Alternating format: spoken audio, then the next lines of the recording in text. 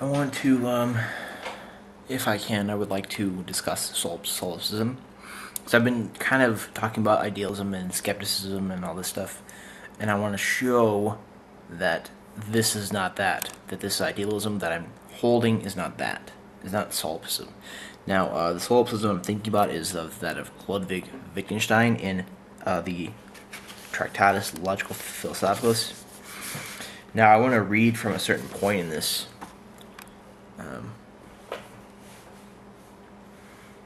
And I want to just kind of go to a certain point and see how far this gets. If I cannot give elementary propositions a priori, then it must lead to obvious nonsense to try to give them. The limits of my language mean the limits of my world. Logic fills the world. The limits of the world are also its limits. We cannot therefore say in logic, this and this is in the world, that there is not, for that would apparently presuppose that we exclude certain possibilities, and this cannot be the case, since otherwise logic must get outside the limits of the world, that is, if it could consider these limits from the other side also. What we cannot think, that we cannot think. We cannot therefore say what we cannot think. This remark provides a key to the question, to what extent is solipsism a truth? In fact, what solipsism means is quite correct, only it cannot be said, but it shows itself. That the world is my world shows itself in the fact that the limits of the language which only I understand, mean the limits of my world. The world and life are one. I am my world. The thinking presenting subject, there is no the thinking presenting subject. There is no such thing. If I wrote a book, the world as I found it, I should also have therein to report on my body and say which members obey my will and which do not, etc. This then will be a method of isolating the subject, or rather of showing that in an important sense there is no subject. That is to say, if of it alone in this book mention could not be made. The subject does not belong to the world, but it is a limit of the world. Where in the world is a metaphysical subject to be noted. You say that this case is altogether like that of the eye and the field of sight, but you do not really see the eye, and from nothing in the field of sight can it be concluded that it is seen from an eye, for the field of sight is not a form like this. It shows this. This is connected with the fact that no part of our experience is also a priori. Everything we see could also be otherwise. Everything we can describe at all could also be otherwise. There is no order of things a priori. Here we see that solipsism, strictly carried out, coincides with pure realism. The I in solipsism shrinks to an extensionless point, and there remains the reality coordinated with it. There is therefore really a sense in which in philosophy we can talk of a non-psychological I.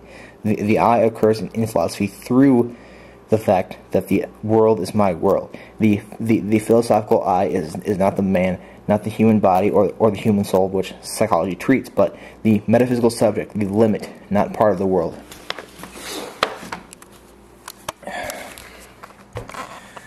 So here we have him saying things like, everything that you see and describe can be otherwise, which is true. Saying that this cup could be a dinosaur, or something like that. Everything you see and describe could be otherwise. Therefore, he's basically saying that the subject is a limit of the world. So basically what he's saying here, what solipsism is saying that the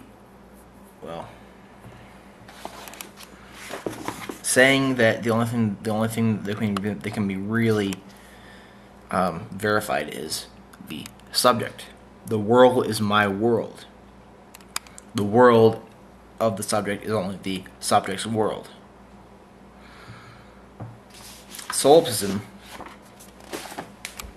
is a philosophy that talks about the world without looking into the possibilities of the world. And the reason I want to bring this up right now from Wittgenstein is because the way he describes it is not the way I want my idealism to be. I don't want to be that. I don't want to say that the subject myself is the limit of the world. I don't like that. I don't like the idea of that. This rules out things like God. It rules out the mere possibility of. I mean, this kind of rules out a lot of things here. I mean, you really can't. I mean, if I'm a solipsist, I'm not really going to be contemplating on whether this cup is a real, factual existence or not. If I'm a solipsist, I'm not going to be discussing how you can get more towards strongly and even more strongly believing in certain existences. I'm going to be discussing why and even more reasons why the possibilities are more than you can even think of, and that your attempts at trying to verify things at all is useless. Which, in a sense, it might be, because I really don't know at all anything about what this cup is, if it's a cup at all. But I just want to make this little distinction here from what I read from Wittgenstein. This is the basic extent of his solipsist ideas in the Tractatus.